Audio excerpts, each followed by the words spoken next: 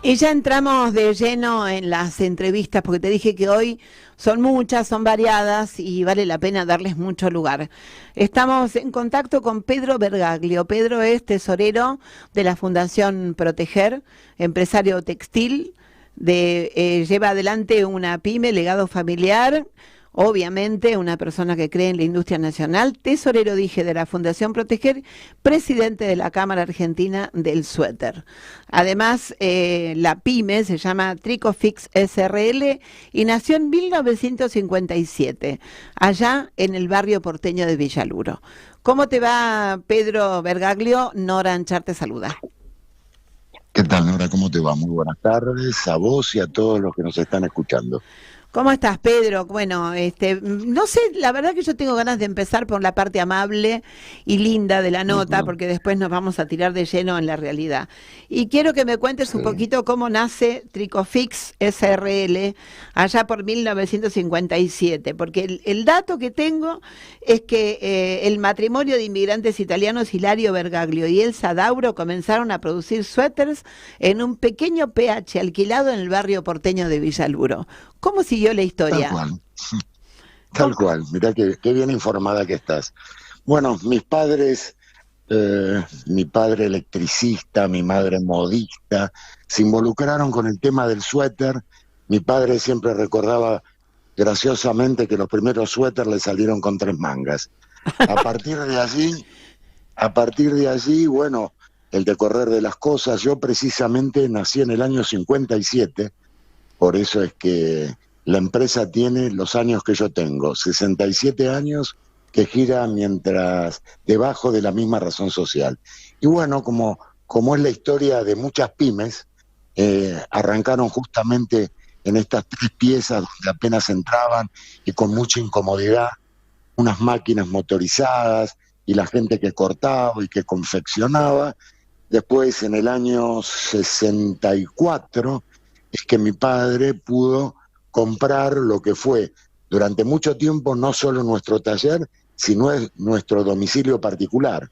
Era un galpón, ¿no es cierto?, que en el piso superior estaba la vivienda en la que incluso yo viví hasta el día que me casé. Mirá, Y después, con los años, se pudo comprar la propiedad de al lado, la propiedad del fondo, la propiedad de un costado, típico del crecimiento de muchas pymes. Y bueno, hoy seguimos estando allí. Obviamente, fábrica creció mucho. Nosotros incluso tuvimos otras fábricas en la zona de Flores, de Floresta, en la calle Rivadavia, después otra fábrica más en Rivadavia y Varadero. Eran distintos modelos de producción, es decir, lo que hacíamos en una fábrica no era precisamente lo que hacíamos en la unidad número 2 o en la número 3, porque se partía de diferentes materiales que precisaban diferentes tratamientos. Una cosa es trabajar hilados cardados, donde allí incluso necesitas lavar, desodorizar. En cada una de las unidades había terminación, planchas, calderas. Y bueno, básicamente resumiéndolo, esa es la historia. Llegamos a este punto. Yo soy segunda generación, hijo único de Hilario y ah, Elsa, mira, ellos dos desgraciadamente fallecidos, mi madre por desgracia en el año 2020, por COVID pandemia, precisamente, una pandemia. mujer que iba a cumplir 93 años y hasta antes de la pandemia, ella personalmente era la jefa de la parte de confección y atendía un local de los que yo también tengo de venta al público.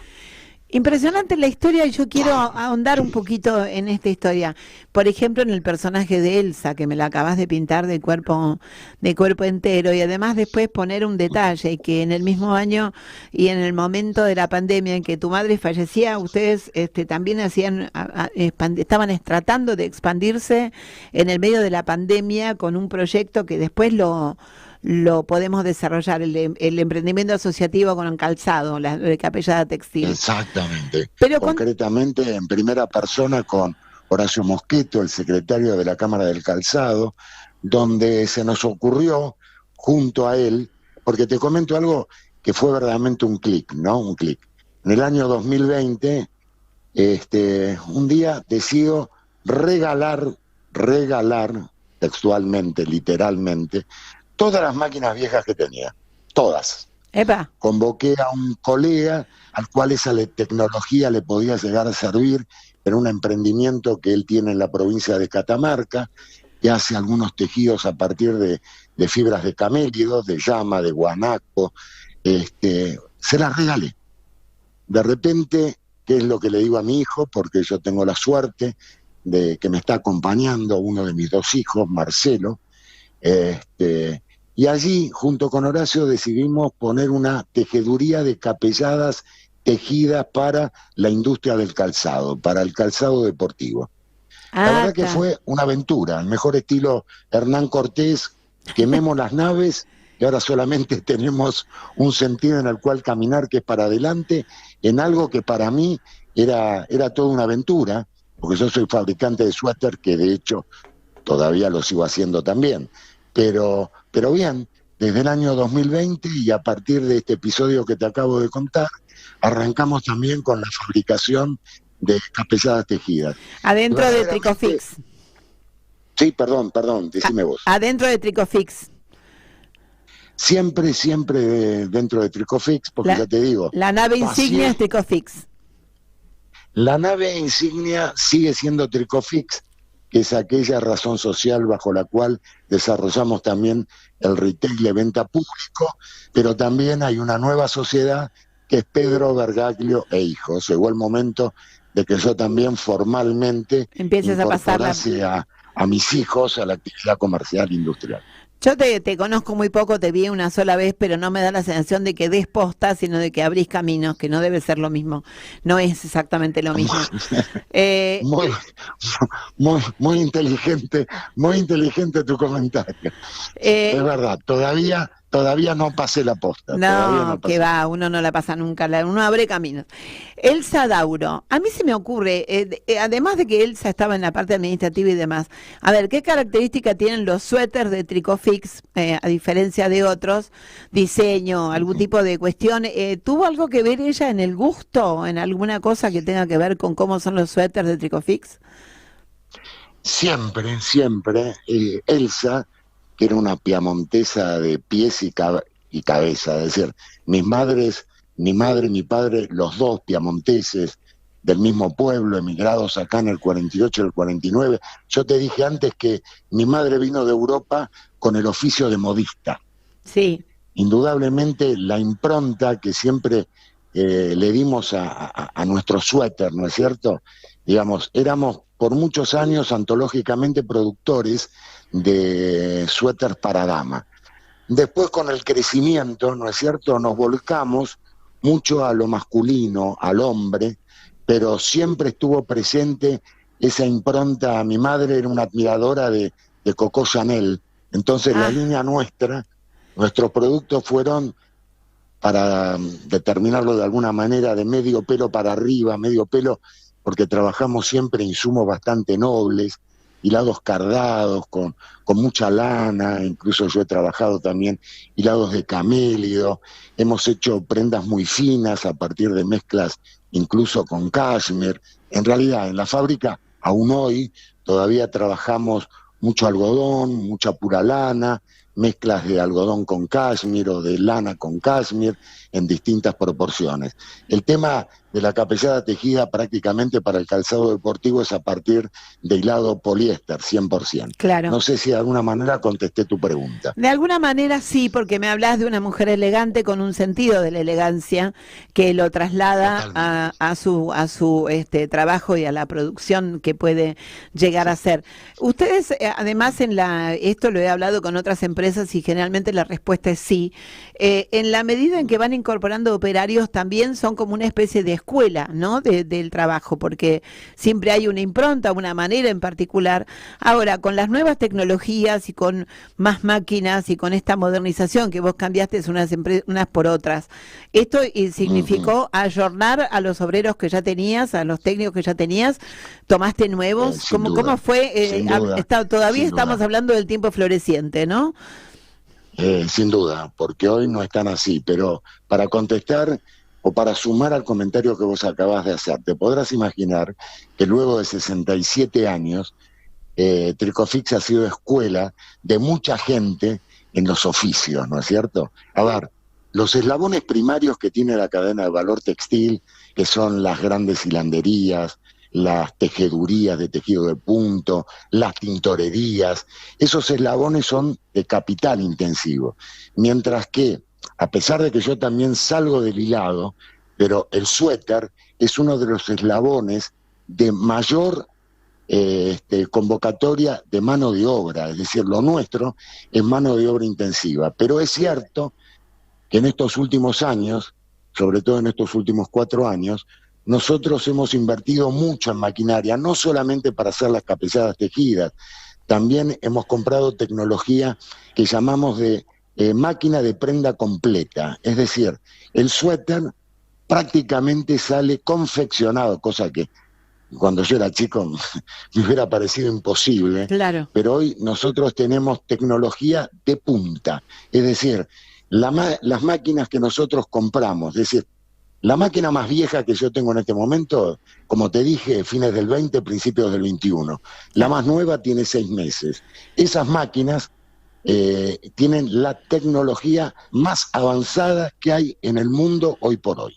Ahora entramos de lleno entonces en lo que significa. Uno lo escucha hablar a Bergaglio como a tantos otros industriales pymes, y no tiene más remedio que percibir a través del micrófono, supongo que a ustedes les pasará lo mismo en YouTube o en la radio, a una persona que siente pasión por lo que hace, por lo que tiene, por lo que produce, por sus trabajadores, y que en algún lado lo escuché decir que su empresa y la gente que trabaja ahí es una familia. ¿Cómo está atravesando entonces este momento? Vos tenías una producción más o menos importante, no sé si plena, no me animo a decirlo, vos me lo dirás. ¿Y cuál es la producción que hoy se tiene? ¿Cuántas máquinas tenés paradas? ¿Cuántas en funcionamiento? Bueno, vos sabés que hará de esto unos 15 días tuve la oportunidad de salir en un programa donde expliqué cuál era mi realidad hoy, la foto. Te podría decir que hasta fines del año pasado nosotros estábamos con un nivel de aprovechamiento de capacidad instalada muy alto, muy alto, muy alto. Nosotros en general trabajábamos de lunes a sábado al mediodía, hacíamos mantenimiento los días sábados, volvíamos a retomar actividades el lunes 7 de la mañana. Y como buen pyme, somos los que prendemos la luz, sobre todo el primer día de la semana. Y generalmente la apagamos a la noche. Yo propuse justamente en el programa en el cual tuve oportunidad de salir, que tenía en ese momento 45 días de trabajo para adelante. Bueno, hoy tengo tantos días como haya pasado ese programa. Estaré en 32 o 33 días.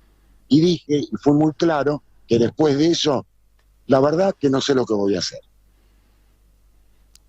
¿Tricofix puede cerrar? No, mira, voy a hacer lo imposible para que eso no ocurra. ¿De qué modo? Yo te expliqué también que tenemos negocios de venta público. Desgraciadamente, que hacía años que no tenía los inventarios de hilado y de prenda. Me va a exigir mucho financieramente, porque ¿cómo voy a seguir produciendo? La lógica sería, ¿cómo voy a seguir produciendo si no tengo venta? Pero hasta tanto tenga inventarios, lo pienso seguir haciendo. Y vos dijiste algo hace un momento que es muy importante para mí, que no solamente me corre a mí, a Tricofix. La empresa PYME es una empresa, es una gran familia. Yo en 67 años que tiene nuestra empresa, nunca he despedido a nadie. Nunca. A ver si nos entendemos. A veces hay gente que no me cree, pero che, nunca tuviste que despedir a alguien, nunca tuviste un juicio. No, a lo largo de tantos años pude haber tenido 2 o 3 arreglos, pero juicios nunca tuve. Y verdaderamente estoy dispuesto, porque no sería la primera vez que lo hago, a inmolar patrimonio pero te digo la verdad, que para mí cerrar Tricofix sería lo mismo que matarme. Esta realidad francamente dura es un retrato de lo que le está pasando a una importante cantidad de, de pymes en el país. Estábamos leyendo que hay 17.000 puestos menos de trabajo en pymes a lo largo y ancho del país, que se calculan que los puestos de trabajo en general que se han perdido en los últimos 6 meses es un promedio de 5.000 por semana. Y con estos números tan terribles y esta realidad que además es dolorosa, porque a mí me hace acordar, tenemos más o menos la misma edad, me hace acordar a otros tiempos en donde había que elegir entre la tablita financiera y la producción. Yo por mi parte de familia política, también sé lo que son los empresarios pymes y su tremendo sacrificio. Y en aquel momento lo que no pudo, o sea, lo que no pudieron, que era cerrar esa empresa, quizás la conozcas, eran los perfumes Lancaster. Lo que no se pudo en aquel momento cerrar. Sabes que sí. ¿Lo conoces a los? Sí, bueno, sí, sabes que sí. Después te pregunto bien, esa lucha de quien yo tanto admiro, a mi suegro que ya no está tampoco, Adolfo Tousón y todo lo demás, lo que no pudo la política neoliberal del menemismo. Y a mí me duele porque te escucho y me suenan ecos de aquel momento. Digo, es que sabes lo que pasa, no debiera de sorprendernos. Esta es una historia desgraciadamente varias veces repetida. Sí, ¿me explico? Sí. Yo me sorprendo que no hayamos sido capaces de aprender, ¿me explico?, de las historias que ya vivimos. Y discúlpame, a lo mejor, digamos, yo me exalto, no es la palabra, pero definitivamente todo lo que te estoy diciendo, vos lo interpretaste rápidamente.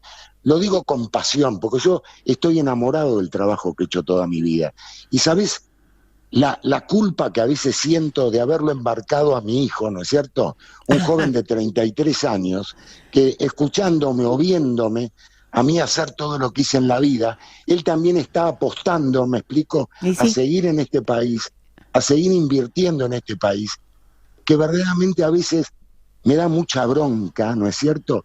Es que se permite mucha gente, y quiero pensar que por una cuestión de desconocimiento y no por mala fe, ¿no?, opinar acerca de lo que, por ejemplo, el sector textil, en mi caso, hace y nos imputan, ¿no es cierto?, porque hay una cantidad de mitos acerca de la cadena de valor textil, que eso daría para todo un programa, ¿no es cierto? Sí, totalmente. Entonces, ¿qué pasa? Me da mucha bronca, eso es lo que yo siento, porque ¿sabés lo que ocurre? Cuando escucho a muchos funcionarios que con una ligereza, con el desconocimiento de no saber lo que es pagar un 931 o de cada 15 días tener el dinero para pagar una quincena. Y bla, y bla, y bla. Y todo lo que cualquier pyme que nos esté escuchando se va a sentir definitivamente identificado. ¿Me explico? Porque nosotros la plata la dejamos acá. Y en mi caso, como en el caso de muchos, mis hijos no se están yendo al exterior, se quedan acá para seguir dando pelea. El denominador común de las épocas que mencionamos y de esta época ha sido la apertura de importaciones. En aquel momento, en la dictadura militar, la política de Martínez de Hoz tenía que ver con estar discutiendo en un mano a mano con las grandes corporaciones extranjeras de cosmética, de textiles, de alimentación y demás, que inundaban el mercado y nos daban esa ilusión, le daban esa ilusión a mucha gente de que esto era un mundo maravilloso y que lo teníamos todo. Después, menemismo 1 a 1, y ahora ni siquiera tenemos una ilusión. Esto antes de entrar en la Fundación Proteger, para ir terminando la nota, pero antes quiero preguntarte, la diferencia en aquellos momentos es que efectivamente de una extrañísima manera, había un sector de la población que lo pasaba bien. Digo extrañísima porque en la dictadura había desaparecidos y en el menemismo había desempleados, con lo cual había un espejismo de estar pasándola bien un sector de la sociedad, el resto se hundía. Pero hoy no hay espejismo, hoy es clarísimo lo que le está pasando a toda la sociedad. ¿Por qué crees que todavía hay gente que alega tener esperanza en que este gobierno tuerza el rumbo y salga triunfador? A ver, es muy sencillo. A ver, yo creo que el último gobierno definitivamente debe haber hecho muy mal las cosas, ¿no es cierto?, para que justamente tengamos hoy la administración que tenemos, y no lo quiero personalizar porque a mí no me gusta agraviar a nadie. Es decir, la gente sigue con el discurso del aguante, porque ¿sabe lo que ocurre? Y no casualmente, creo, todos los días, a diario, se destapa una olla con un olor medio a podrido. Entonces la gente mira para atrás y dice, no, esto tampoco es lo que yo quiero. Claro. Démosle una oportunidad, más allá de que yo u otra gente pueda no ver la luz al final del camino, como nos la proponen, ¿no es cierto? Es por eso que todavía hay gente que insiste en el aguantar. Vamos a ver qué pasa en el segundo semestre. Pero no sería la primera vez que nos prometen el segundo semestre y el tercer trimestre y el primer cuatrimestre. ¿Me explico? Yo te digo la verdad, soy un empresario y considero que es lógico que nos digan, ustedes tienen que competir. Perfecto, está bien. Yo no es que no quiera competir, porque entiendo que es lógico, ¿no es cierto? Ahora, primero solucioname todo aquello que no me hace competitivo, porque en términos generales yo te aseguro que la industria, muchos sectores manufactureros, industriales, pymes, son muy eficientes hasta la puerta de la fábrica. Ahora bien, si vos me abrís la importación, sobre todo con un crawling peg, me explico, del 2% mensual, con costos en pesos que van para arriba, ¿me decís cómo voy a poder ser competitivo? Por este camino, a fin de año vamos a ser el país más caro del mundo. Y no es algo que a mí se me ocurra, y ni siquiera hay que ir a la facultad esto para entenderlo. No sé si más o menos fui claro. Sí, la Fundación Proteger, de la cual sos tesorero y reúne a los empresarios pymes y no tan pymes, ¿no?, del sector, o son todos pymes. No, perdón. Nosotros tenemos grandes empresas. Claro, por tenemos eso. Empresas como la mía, pero también tenemos empresas que emplean 300, 500, 2.000 empleados. No, claro, no, como creo que representamos a un colectivo de empresas bastante importante. La Fundación Proteger decía que nuclea todo lo que ya acaba de explicar Pedro Bergaglio, emitió un comunicado que dice: sin industria en un rol central del plan económico no habrá trabajo para todos. Y esto me parece que está emparentado con la ley base y con el RIGI más concretamente. Tal cual. ¿Cuál es tu opinión? Es un tema que verdaderamente nos tiene muy preocupados. Me parece bárbaro que se quieran atraer inversiones, bienvenidas las inversiones, pero que en todo caso nos permitan a los industriales argentinos tener los mismos beneficios que le están ofreciendo a otros que vienen de afuera. Y esto pasa con los textiles. Se les está proponiendo por un tema de plazo, por un tema, como se llama, de beneficios para todo aquello que van a poder importar.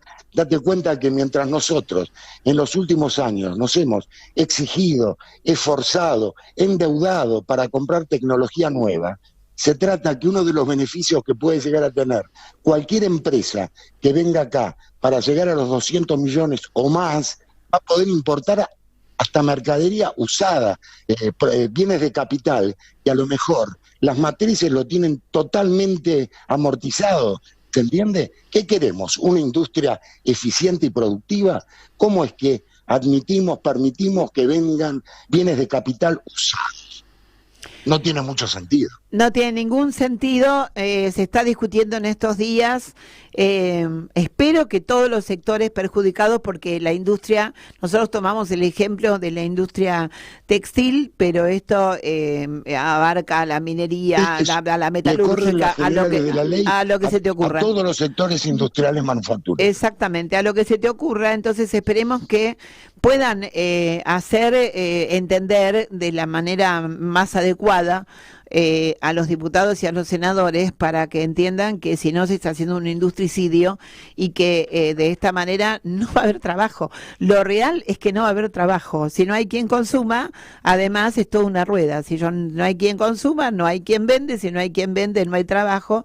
Y si además esto compite con precios de lo importado irrisorios, entonces ya directamente estamos eligiendo un sistema de país. Igual yo voy a insistir en que esto me hace acordar a Martínez de Oz, me hace acordar a Cavallo, me hace acordar al menemismo. Muchísimas gracias, Pedro, espero que te hayas sentido cómodo pasando por la columna vertebral. Muchísimas gracias, por supuesto que me sentí cómodo, y tanto foro como me permita transmitir mi sentimiento y la manera, ¿no es cierto?, en que nosotros, de cualquier manera, a pesar de todo y de todos los días estamos firmes en nuestras empresas. Mirá, hay que acordarse de las palabras de Carlos Pellegrini: sin industria no hay nación. Y ahora yo te voy a decir que para cerrar la nota vamos a poner un tema, y como vos fabricás suéteres, vamos a poner a Hilda Lizarazu diciendo que hace frío ya. Chau. Gracias, un beso inmenso. Gracias, chau.